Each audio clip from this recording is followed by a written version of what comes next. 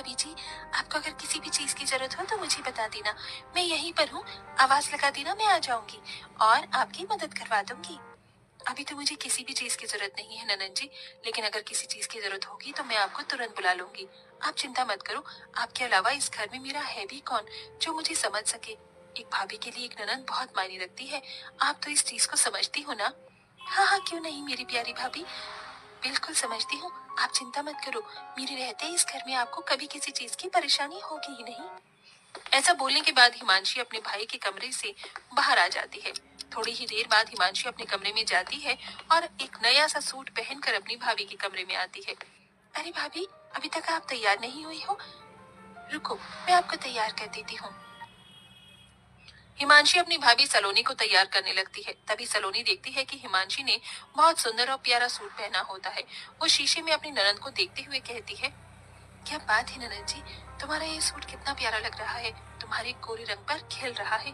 मेरा रंग काला है ना, तो मेरे ऊपर ऐसे कपड़े अच्छे नहीं लगते। मैंने कई बार ऐसे कपड़े देखे हैं, लेकिन मेरा रंग और बेकार लगने लगता है। अरे भाभी, कैसी बात कर रही हो आप?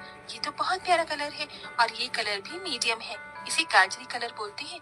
आपको पता है ये कलर हर एक औरत के ऊपर जचता है, फिर चाहे वो काली हो या गोरी हो। आपको यकीन नहीं है तो रुको, मैं आपको ये सूट देती हूँ, फिर आप इसे पहनकर देखना, आपके ऊपर बहुत अच्छा लगेगा। हिमांशी अपने कमरे में जाती है और दूसरा सूट पहनकर जो उसने पहना होता है उसे उतार के अपनी भाभी के पास ले आती है। भाभी, ये लो सूट।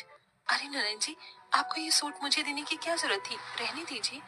अरे क्या हुआ भाभी, आप मेरी भाभी हो, मैं इतना नहीं कर सकती, चलो इसे पहनकर दिखाओ। हिमांशी के ऐसा कहने के बाद सलोनी हिमांशी की बात मान लेती है और सूट पहनकर अपनी ननद को दिखाती है। देखो ननद जी, कैसा लग रहा है? पहले तो मुझे लग रहा था कि मेरे रंग के ऊपर ये अच्छा नहीं लगेगा, लेकिन मेरे सामने रंग के ऊपर ये मुझे बहुत अच्छा लग रहा है। हाँ, हाँ, क्यों नहीं भाभी, आपके ऊपर ये रंग बहुत अच्छा लग रहा है। कलर कुछ नहीं होता भाभी, पहनने का तरीका होना चाहिए। आपके ऊपर ये सच में बहुत अच्छा लग रहा है। आज से आप इसे अपने पास ही रख लो। हिमांशी ऐसा कहकर अपनी भाभी को तैयार करने के बाद मुंह दिखाई के लिए लेकर आती है, जहाँ सब बहुत अच्छे से उसकी मुंह दिखाई की रस्म करते हैं और सभी उसे शगुन देते हैं। साथ में हिमांशी भी एक प्यारा सा तोहफा अपनी भाभी को देती है। भाभी, मैं आपके लिए ये इतना प्यारा सा तोहफा लेकर आई हूँ, इसे हमेशा अपने पास ही रखना। आप तो बहुत अच्छी हो ननद जी, आपका बहुत बहुत शुक्रिया। इस तरह हिमांशी अपनी नई भाभी के आने पर बहुत खुश होती है, लेकिन सलोनी बहुत ही चालाक होती है।